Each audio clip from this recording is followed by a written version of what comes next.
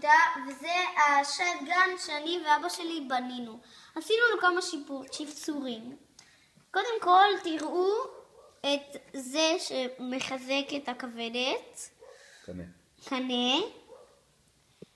זה ידית שאפשר גם להחזיק אותה. זה הדק. והידית הזאת היא גם משמשת לתמיכה. עכשיו אני אראה לכם איך הוא פועל. דבר ראשון, פה יש מנוע שמסובב את כל מערכת השיניים שנמצאת כאן.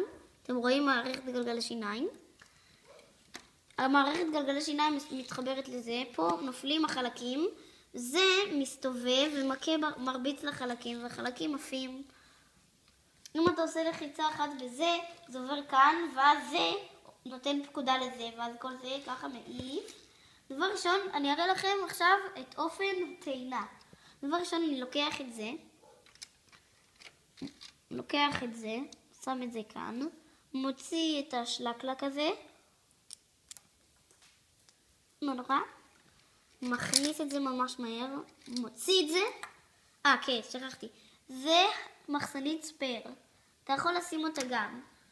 עכשיו אתה מדליק את זה, לוקח קצת זמן,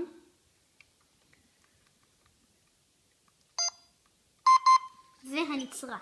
עכשיו אתה מוריד את זה, אתה מחזיק את זה ככה, ויורה! חכו שנייה, שכחתי להוריד את זה. מחזיר את זה לשם, ויורה.